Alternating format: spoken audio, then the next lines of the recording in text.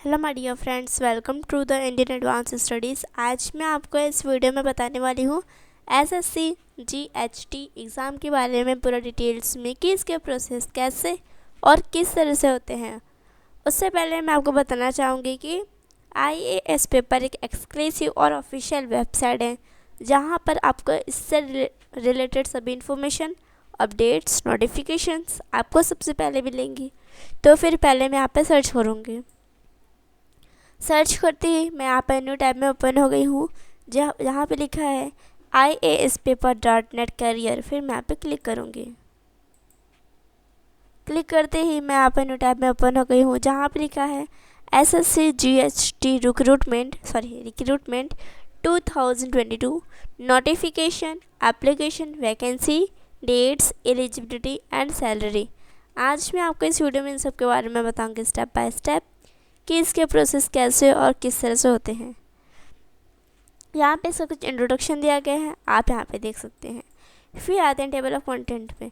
जैसे कि अगर आपको किसी भी टॉपिक के बारे में जानना हो, जैसे कि what is the SSC GHT या फिर इसके highlights, notification, dates, vacancy, eligibility, application process, application fees, admit card centre, pattern, syllabus, preparation tips, result, cut off, selection process, salary, career and promotion.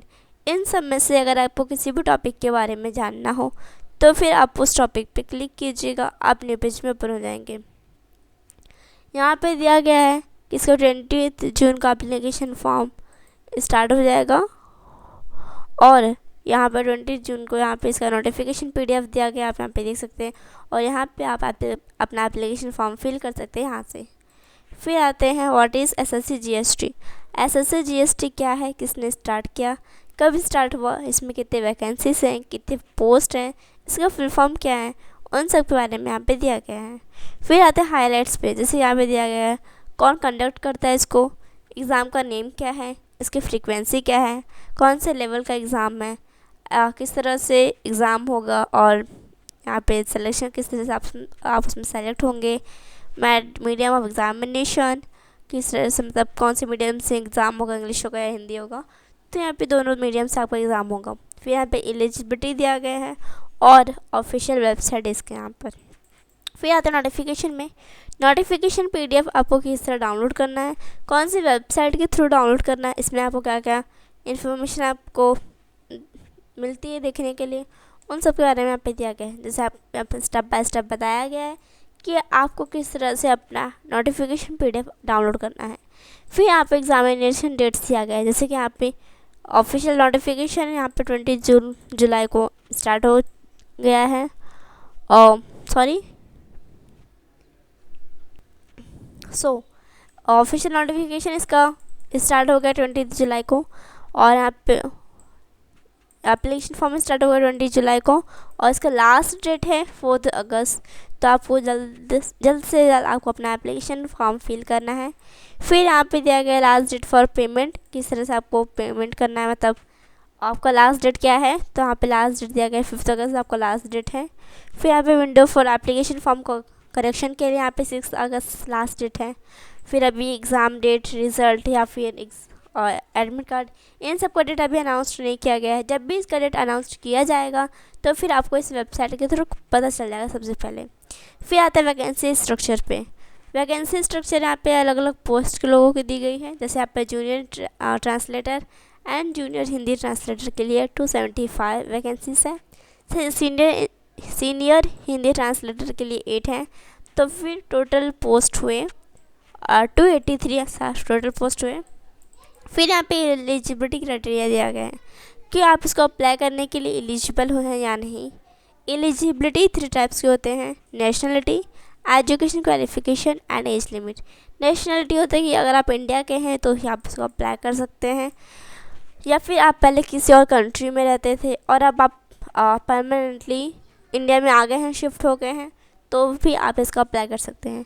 फिर यहाँ पे एज दी गई है कि आपकी एज एटलीस्ट 18 to 30 ईयर्स के under में है तो ही आप इसको अप्लाई कर सकते हैं।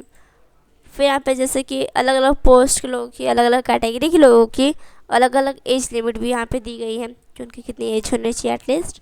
जैसे यहाँ पे दिया गया जनरल एंड अनरिजर्व्ड के लिए 18 to 30 ईयर्स हैं, SC एंड ST के लिए 18 to 35, अदर बैकवर्ड क्लासेस मतलब OBC के लिए 18 to 33, PWD के लिए 18 to 40, PWD प्लस OBC के लिए है 18 to 43।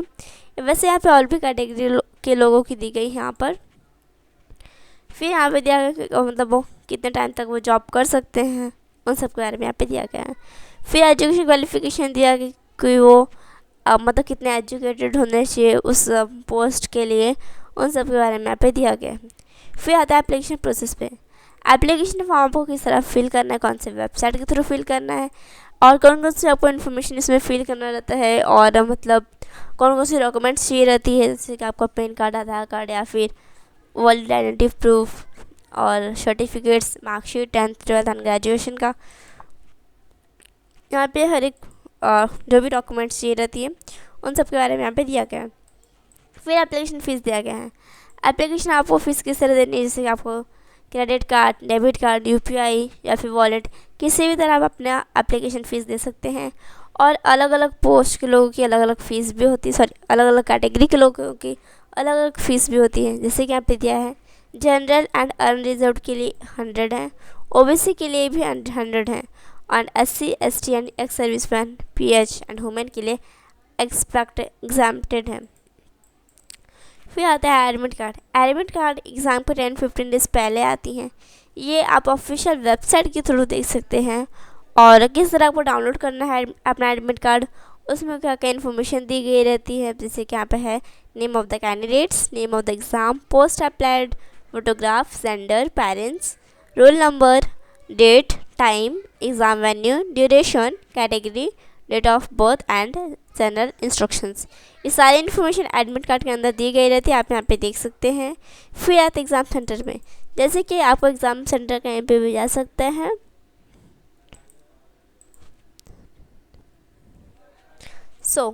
इसकी लिंक आपका एग्ज़ाम सेंटर कहीं पे भी जा सकता है, जैसे कि पटना है, आगरा है, कानपुर, लखनऊ, कहीं पे भी आपका एग्ज़ाम सेंटर जा सकता है किसी भी स्टेट में। फिर आते एग्ज़ाम पैटर्न में। एग्ज़ाम पैटर्न में रहता है कि आप कितने क्वेश्चंस आएंगे, कितने मार्क्स के क्वेश्चंस आएंगे, कितना आपको टाइम मिलेगा, कौन कौन से सब्जेक्ट्स रहेंगे और किस टाइप के क्वेश्चंस आएंगे, उन सब के बारे में यहाँ पे दिया गया है। पेपर 1 पेपर 2 के लिए, दोनों के लिए यहाँ पे डिटेल्स मेंशन किया गया है, आप यहाँ पे देख सकते हैं। फिर आता है सिलेबस पे।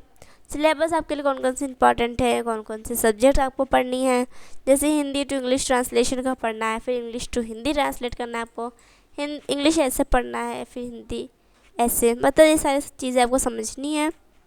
फिर प्रिपरेशन टिप्स है, किस तरह आपको हर एक सब्जेक्ट के लिए प्रिपेयर करना है, क्या क्या चीज़ें करनी है, क्या क्या चीज़ें नहीं करनी है, और किस तरह से आपको टाइम टेबल बनाना है अपने स्टडी के लिए, उन सब के बारे में यहाँ पर दिया गया है। और आपको स्ट्रेस बिल्कुल भी नहीं लेनी है किस एग्ज़ाम के लिए और स्टडी के लिए। फिर यहाँ पे हिंदी लैंग्वेज के लिए दिया गया है, और यहाँ पे बुक्स नेम दी गई हैं और टॉपिक्स नेम है जो आपको लिए इंपॉर्टेंट टॉपिक्स, जैसे हिंदी लैंग्वेज है, English language and translation skills है, ये सारी चीज़ें यहाँ पे दी गई है। फिर रिज़ल्ट है। रिज़ल्ट आपको किस तरह चेक करना है, कौन से वेबसाइट के थ्रू चेक करना है, इसमें आपको अपना रोल नंबर और आपका नेम, ये सारी इन्फॉर्मेशन देनी रहती है। अगर आपने ये सारी इन्फॉर्मेशन दे दी है तो फिर आप अपना रिज़ल्ट देख सकते हैं। और अगर आपने अपना रिज़ल्ट देख लिया है तो फिर आप इसका प्रिंट आउट भी निकाल सकते हैं अपने फ्यूचर के लिए। फिर यहाँ पे कट ऑफ मार्क्स दिए गए हैं। यहाँ पे अलग अलग कैटेगरी के लोगों की अलग अलग कट ऑफ मार्क्स दी गई हैं। अनरिजर्व्ड और जनरल 30 है, OBC के लिए भी 25% है, EWS के लिए भी 25% है एंड अदर्स के लिए 20% है। इस कट ऑफ के अंडर मतलब कट ऑफ मार्क्स से ज़्यादा अगर आपके मार्क्स आते हैं तो ही आप इसमें सेलेक्ट हो पाएंगे। किससे सेलेक्ट होंगे, जैसे अपने पेपर 1 पेपर 2 एंड पेपर 3, मतलब अगर आप डॉक्यूमेंट्स में और पेपर 1 एंड पेपर 2 सब में सही हैं, सब आपका अच्छा मार्क्स आ गया है और आपके सारे डॉक्यूमेंट्स भी सही हैं तो ही आप इसमें सेलेक्ट हो पाएंगे। फिर यहाँ पे सैलरी स्ट्रक्चर दी गई है। यहाँ पे अलग अलग पोस्ट के लोगों की अलग अलग सैलरीज भी दी गई हैं, और अगर आपने इसमें अप्लाई किया था और अगर आप इसमें ज्वाइन हो गए हैं तो फिर आपको इसमें क्या क्या बेनिफिट्स रहेगा, उन सब के बारे में यहाँ पे दिया गया है।